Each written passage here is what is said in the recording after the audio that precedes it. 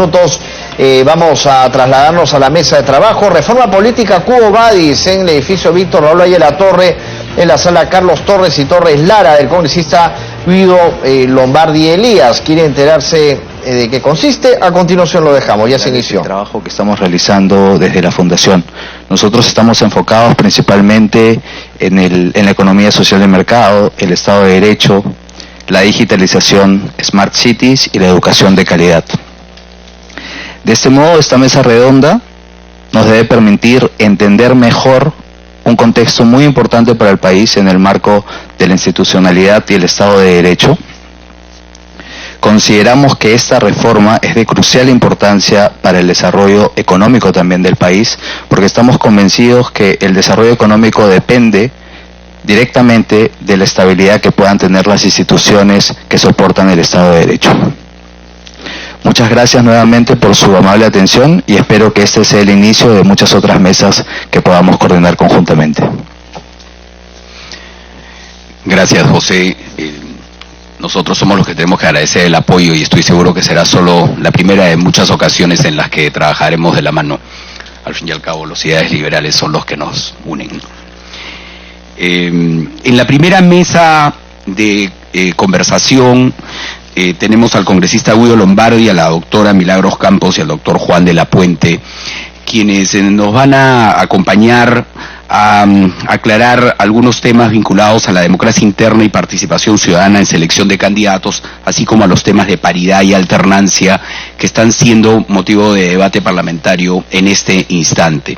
Voy a cederle la palabra a la doctora Milagros Campos para que nos haga una referencia desde su experiencia personal de la construcción de estas alternativas y de cómo siente ella que está avanzando el tema, hacia dónde vamos. Al fin y al cabo, el evento se llama Reforma Política, ¿a dónde va? Quo Vadis. Doctora Campos. Gracias, Martín. Quiero agradecer también a la bancada liberal y a la Fundación Naumann por la invitación. Creo que el espacio para poder compartir y conversar sobre los temas de reforma lo que hace justamente es mantener en agenda el tema y creo que más allá de lo que se apruebe, el hecho de la reflexión sobre la reforma política tan necesaria en nuestro país, pues nos coloca en una situación de tratar de difundirlo. Yo quiero comentar inicialmente un poco qué hizo la comisión. La primera tarea que tuvimos fue justamente mirar si optábamos por una reforma minimalista, muy acotada y que permita pensar en aquellas cosas que eran más urgentes. Y la segunda fue pensar en cuáles eran los problemas de la democracia y de la relación entre poderes del Estado de cara al bicentenario, y si de una vez nos ponemos a pensar un poco más en grande el tema. Yo diría que optamos por una posición, si bien no intermedia, no fue maximalista, y sí fue con una mirada a pensar en el bicentenario. Por lo menos en lo que se refiere a reforma política. Y allí, en la manera más acotada, diría, pensamos en el sistema de gobierno, el sistema electoral y el sistema de partidos. Es decir, la reforma política no es solamente una mirada hacia las reformas electorales, digamos, ¿no? Y creo que ese es un punto importante a tener en cuenta. El segundo tema es que la mirada estaba puesta, si bien en la institucionalidad, fundamentalmente en el ciudadano. Ciudadanos y ciudadanas que tienen una relación con el Estado y que tienen una insatisfacción con la democracia que se muestra reiteradamente en todas las encuestas que hay sobre esos temas. Insatisfacción que no es propiamente desinterés. Algunos de los trabajos muestran que es más un tema de frustración que un tema de desinterés. Y creo que ese es un punto bien importante tener en cuenta, porque el tema que se nos pide comentar es el tema de democracia interna y la motivación para las decisiones que se toman respecto de la propuesta en democracia interna tienen que ver con este tema. partimos de un punto central que es el diagnóstico. Podemos estar en desacuerdo respecto de las propuestas, pero queríamos tener un piso común con data que nos permita, a partir de los trabajos y de los conocimientos que cada quien aportaba en esta comisión, trabajar en 60 días, comprenderán que no era empecemos a ver el tema, sino partíamos de aquello que conocíamos de manera común, de trabajos. Los 5 estábamos más o menos en el tema, algunos más en un área, otros menos, pero buscábamos justamente de lo que se había escrito y de los datos que teníamos, cuál era el diagnóstico y cuáles eran las propuestas que se habían dado. En ese diagnóstico encontramos 4 problemas fundamentales. El primero estaba referido a las organizaciones políticas, partidos políticos, que duda cabe que de los 24 partidos inscritos, pues la mayoría de los ciudadanos recuerda a duras penas, no sé, pues 4 o 5, ¿no? Más o menos, para ser optimistas, pero no más.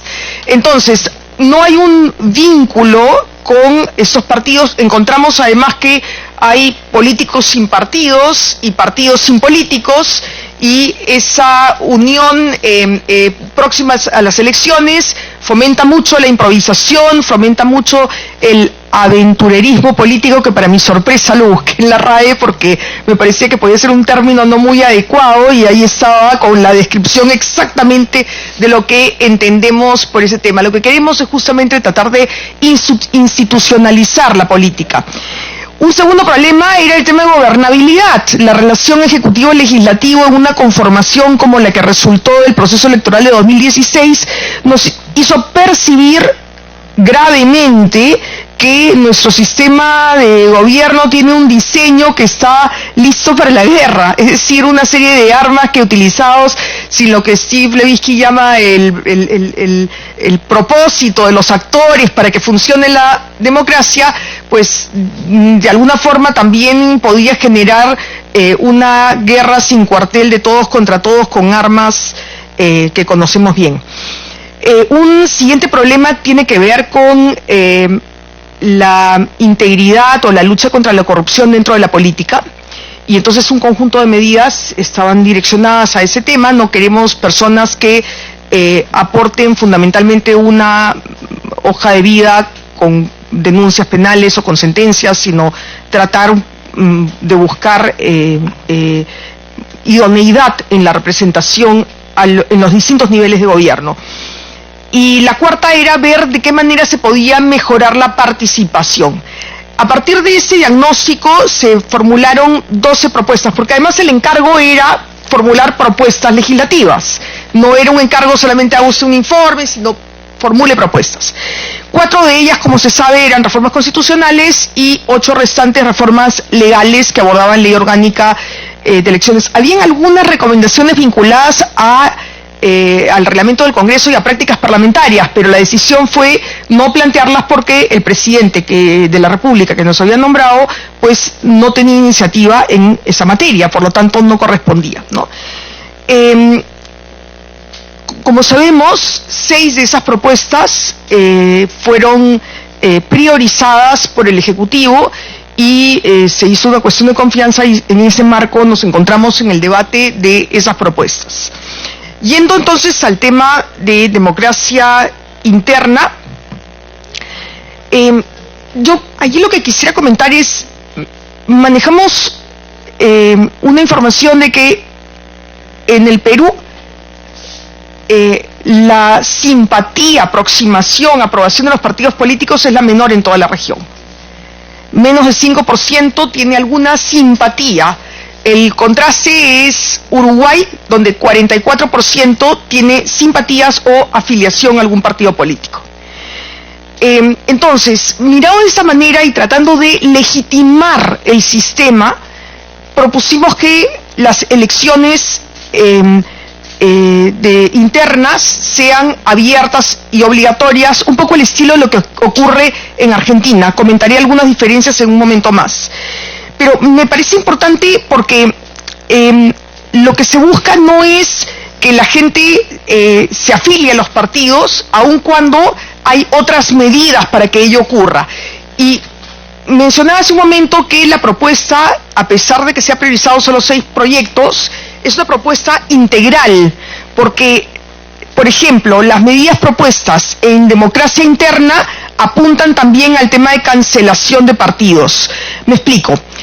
Se propone que las elecciones internas sean simultáneas, obligatorias, que sean además organizadas por hombres, no supervisadas, organizadas por el organismo electoral, y que además permitan en ese día donde los ciudadanos van a su local de votación al que normalmente concurren, hagan uso del voto preferencial para la elección al Congreso y elijan entre los distintos candidatos que se propongan para presidente.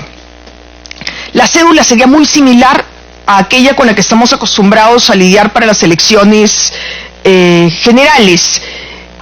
Y lo que se propone también allí es la paridad y alternancia, de manera tal que el 50% de la propuesta de lista, propuesta además de acuerdo a los estatutos de cada partido, no es que se va a imponer ni le van a decir, miren, quiero que vayan, no es una lista abierta, es una lista cerrada y desbloqueada la que proponen los partidos para el día de democracia, el día de las elecciones internas.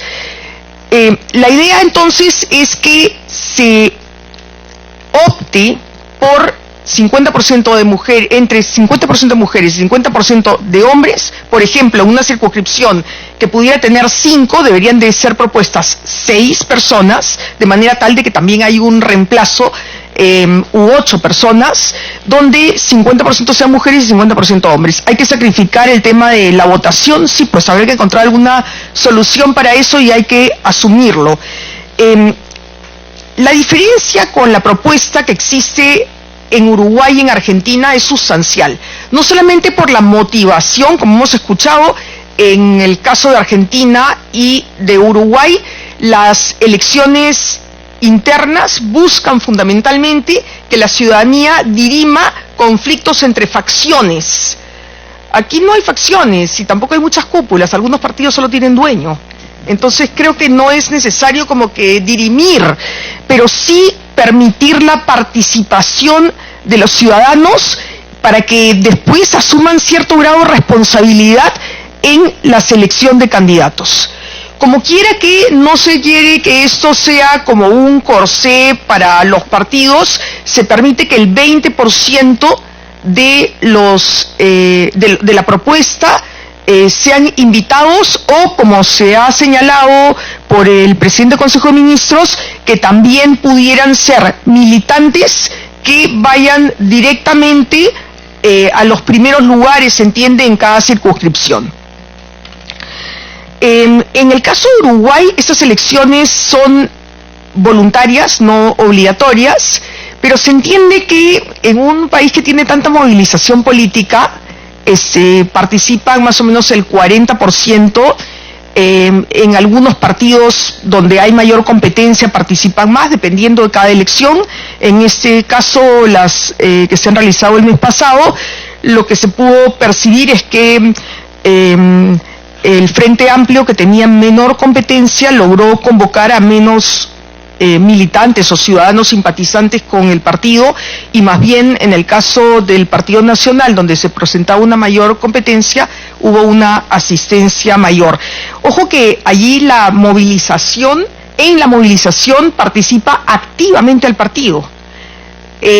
Parte de las tareas es recibir llamadas de los electores que piden transporte para llegar al local de votación, que es como si fueran también elecciones generales, y es absolutamente permitido, usual, y lo ven como necesario. O sea, la estructura y organización del partido también contribuye en la asistencia a los locales de votación. En el caso de Argentina, son obligatorias, son las llamadas PASO, y lo más próximo al modelo que hemos presentado. Sin embargo, no tiene voto preferencial. Y una de las principales observaciones que se presentan es el hecho de que los ciudadanos van a votar por listas cerradas y bloqueadas. Y cuando les presentan varias alternativas de listas, el la barrera para que puedan participar es tan alta que no es suficiente como para que los ciudadanos se sientan alegres. Damos la bienvenida al vocero de la bancada, doctora, y le cedemos el uso de la palabra para que... Gracias, doctora Campos. Mil disculpas.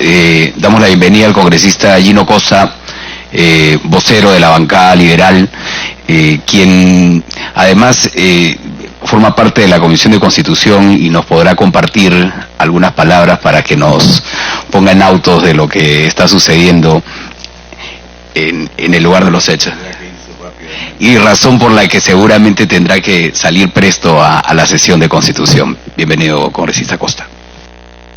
Gracias, muchísimas gracias. Oye, primero, disculparme por esta llegada tardía y esta irrupción así.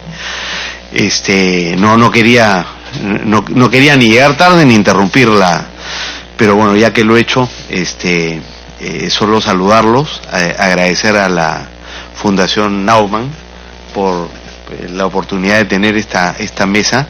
Es nuestra primera actividad como bancada liberal con la Fundación Naumann. Estamos agradecidos por el apoyo y contentos de estar compartiendo esta primera iniciativa. Esperamos que sean seguidas de otras más. Y saludar también la iniciativa de Guido de haber sacado esto adelante en un momento como en el que estamos en la semana, los 10 últimos días finales decisivos para saber si tenemos o no la reforma política que propuso el gobierno, no la más amplia en base a la recomendación de la Comisión de Alto Nivel, sino la que se encuadra en el marco de la cuestión de confianza, ¿no? Y dos palabras sobre eso. Estamos en realidad en la Comisión de Constitución y ya se aprobaron 3 de 6 proyectos. Hay uno que, digamos, se ha aprobado con algunos cuestionamientos porque en las elecciones primarias, que son el corazón de esa propuesta, cuentan con una excepción para las próximas elecciones, que le permiten a los partidos que ya están registrados, si quieren, optar por evitar esas primarias, no en todo el sentido de la palabra, sino solo a efectos de que sean esas primarias que los ciudadanos escojan a los candidatos del partido correspondiente, ¿no? Que es el corazón de la propuesta, y hay muchos que están diciendo que esa es una traición a la esencia. Sobre eso solo decir que, más allá de que lo sé o no, ha sido el resultado de un acuerdo político, ¿no?, que ha involucrado al propio Premier de manera activa. Sé que para ciertos sectores no es un desenlace muy auspicioso, pero digamos es lo que ha podido dar el acuerdo político, y vamos a ver qué pasa con lo pendiente. Tenemos paridad y alternancia, tenemos financiamiento electoral, y finalmente inmunidad parlamentaria. O sea, las 3 reformas pendientes son difíciles. Consideramos que quizá la más difícil iba a ser primarias, y lo ha sido, pero hay serias resistencias a las 3 últimas reformas. Por ejemplo, sobre la reforma electoral, decir que ya este Congreso hace 3 meses o 4 aprobó una norma sobre este tema, digamos, modificando la legislación sobre el lavado de activos, a efecto de señalar que si el lavado de activos afecta a los partidos políticos, entonces las penas aplicables por ese delito serán la mitad de las penas actuales. Felizmente eso se logró frenar gracias a la intervención del presidente del Congreso. Ya reconsideramos esa votación y ahora estamos tratando de llenar el vacío, legislar sobre qué se hace con el financiamiento indebido, es decir, no el financiamiento que surge de fuentes ilícitas o de actividades criminales, sino el financiamiento que está al margen de los límites que establece y los requisitos que establece la legislación vigente, o sea, impedir aportes anónimos, que todos los aportes sean bancarizados y excluir ciertos aportes lícitos, pero por ejemplo que provengan de personas jurídicas o de clubes de fútbol o deportivos o iglesias, o ONGs, etcétera, etcétera, ¿no? Entonces ahí hay un vacío que hay que subsanar y esperamos poder hacerlo. Pero el último comentario ayer de la presidenta de la comisión ha sido hoy, remitámonos a solo modificar el Código Penal y excluir el resto de la propuesta del Ejecutivo. Entonces ahí hay un problema porque estábamos pensando poder hacer todo y en realidad tenemos una propuesta para hacer todo, casi consensuada. Entonces es una primera sombra, ¿no? La segunda es sobre paridad y alternancia, que hay algunos colegas que no la quieren, ¿no? Entonces vamos a ver en qué resulta eso. Hay que reconocer que las cuotas han ayudado a incrementar significativamente la participación de las mujeres en la vida política. No en todas las esferas, pero en el Congreso estamos casi en 30% de participación y es esa digamos, el mínimo que se propuso la cuota de 30%, ¿no? Entonces, digamos, la experiencia ha demostrado que la cuota ha funcionado, entonces si lo que queremos es igualdad entre hombre y mujer, habría que subir la cuota a 50 y eso es paridad. Y para que no nos saquen la vuelta mandando a las mujeres al final de la lista, entonces hay que complementarla con alternancia. A mí me parece, digamos, muy claro, pero las resistencias están ahí. Y por último, inmunidad parlamentaria, que es un tema también, digamos, es el más difícil, es el que ocasionó, digamos, la presentación de la cuestión de confianza. Entonces, la cosa no está fácil. Se dice que no tenemos tiempo, o sea, hay que recordar que las propuestas se hicieron en abril, estamos a julio, o sea, tiempo se ha habido, lo que no hay es voluntad de sacar adelante las reformas y menos de sacarlas a través, pues, de una cuestión de confianza que muchos consideran que atenta, digamos, contra la soberanía del Congreso. O sea que vamos a ver qué pasa. Nada, eso era un poco el panorama. Me pidió Guido que compartiera muy rápidamente, me imagino que todos están informados, por eso están acá, pero el desenlace es, no sabemos cuál va a ser el desenlace, y he escuchado unas declaraciones del presidente en el sentido de que, claro, se ha avanzado poco, ¿no? Solo se ha aprobado en primera votación una de 6 y, en fin, eso. Yo estoy en Constitución y ojalá que pueda venir para el cierre. Una pregunta brevísima, Gino, sobre inmunidad. ¿Cuáles son las propuestas en juego, habida cuenta de que tenemos tantos casos en este Congreso en donde la inmunidad se ha convertido en impunidad, ¿no? Brevísimamente. Sí, mira, empiezo por lo último. El dato creo que son 110 pedidos de inmunidad en los últimos 20 años y solo 9 o 10 han sido... O sea, no es solo este Congreso, es la práctica del Congreso de no permitir levantar la inmunidad. O sea que la figura ha sido abusada, eso está claro. Y por eso el Ejecutivo plantea que sea un ente distinto del Congreso quien lo pueda hacer y propone la Corte Suprema. Ahora, la propuesta del Ejecutivo tiene tres, digamos, si la desagregamos. Lo primero es, los delitos cometidos antes no entran en inmunidad. De hecho, el reglamento del Congreso así lo reconoce, pero la práctica parlamentaria no. El caso Donaire hubiera debido ser rechazada la inmunidad porque no procedía. Ocurrió hace 12 años, imagínate, ¿por qué va a cubrir la inmunidad parlamentaria eso? Lo segundo es delitos en flagrancia, que tampoco deben ser cubiertos por la inmunidad. Y lo tercero ya es los delitos comunes ocurridos dentro del periodo parlamentario. Ahí la propuesta del Ejecutivo es que sea la Corte Suprema. Hay otros que están diciendo que sea el Tribunal Constitucional, pero el Tribunal Constitucional también tiene la misma prerrogativa y el Tribunal Constitucional además es elegido por el Congreso, entonces complica.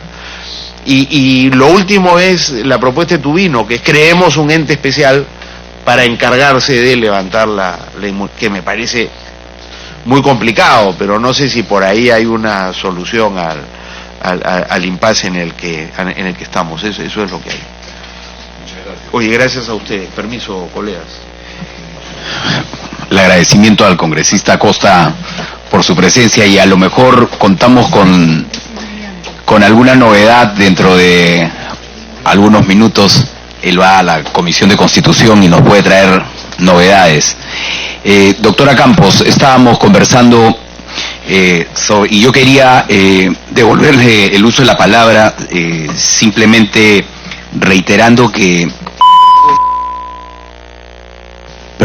en la propuesta de la Comisión, el eje número 1 de la propuesta es precisamente el fortalecimiento de los partidos políticos, y es bastante curioso de que aquellos partidos que a quienes la reforma busca fortalecer, muchos de ellos sean los principales opositores a la reforma que busca mejorarlos.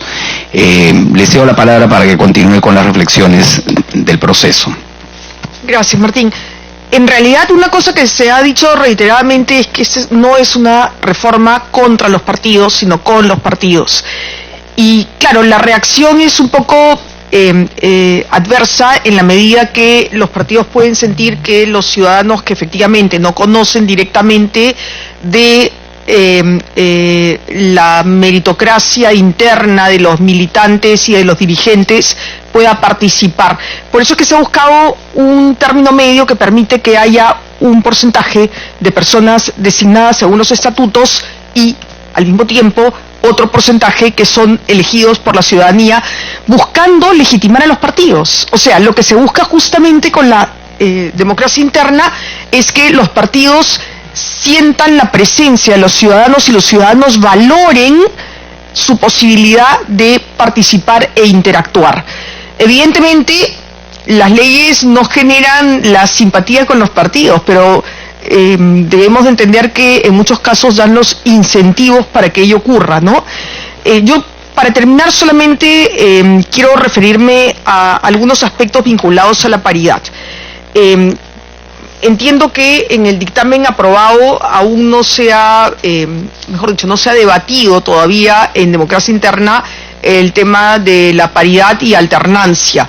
Entiendo que hay algunas propuestas para ver si de pronto se pone eso de manera escalonada, y de manera que para el 2021 vaya una disposición transitoria y para las elecciones del 26 se defina de otra manera. En fin, creo que las alternativas acá, y creo que es un punto importante de señalar, esta es una propuesta técnica que mira experiencias comparadas, que mira diagnóstico y que mira algunas propuestas escritas en papers fundamentalmente de académicos, pero también el trabajo previo del Congreso. Ahora el debate es político. Ahora yo creo que los técnicos tienen que dar un paso al costado, eventualmente acompañar, pero la decisión es política y la decisión está en la cancha de los políticos. De manera que las decisiones que se tomen pues no necesariamente van a estar tan cercanas a la propuesta, no necesariamente, y que participe el Ejecutivo en ese tipo de decisiones y de consensos me parece natural y deseable. Dicho lo cual, ¿qué debe priorizarse en caso de que se ponga alguna disposición transitoria? Lo primero que hay que mirar es que la propuesta busca que las circunscripciones, en el caso del Congreso, sean máximo de 5. Y entonces, si encontramos circunscripciones de 5, evidentemente 3 pueden ser mujeres y 2 hombres o viceversa. Si las circunscripciones son de 3, también va a ocurrir lo propio. Es decir, cuando las circunscripciones son pares, la paridad no va a sufrir ningún problema, pero si son impares, creo que es necesario pensar la suma final debe acercarse al 50%, pero no va a ser exactamente 50%. Entonces, debería de preverse ese tema. Un segundo tema que creo que es importante y que ha ocurrido en países que ya prevén la paridad es que se colocan a mujeres en puestos estratégicos que una vez decidida la lista, renuncian. Al renunciar, o queda el puesto ya reservado y no hay forma de que haya reemplazo, o si es reemplazado, la norma debería prever que sea reemplazado por persona del mismo sexo, de manera tal que esto se prevea. Son cosas que me parecen prácticas, pero que deben de preverse de manera tal de que no quede desnaturalizada la paridad y alternancia, como lo que ocurre con las cuotas hoy en las listas cerradas y bloqueadas, ¿no? Entonces, si la decisión se toma, es necesario tomar medidas para que se cumpla. Si no, pueden ser normas formales que terminen en un incumplimiento de exactamente aquello que se quería prever.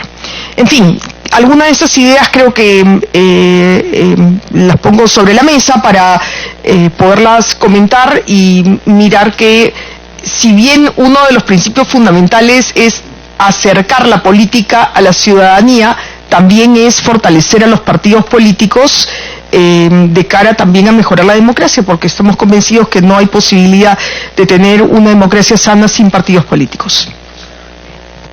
Ciertamente, ¿no? Y hace algunos días, en un conversatorio similar a este, uno de los participantes señalaba que es imposible imaginarse una democracia sin partidos, como también, para los que le gustan siempre las analogías económicas, es imposible imaginarse un mercado sin empresas, ¿no? Tal vez ahí quede más claro.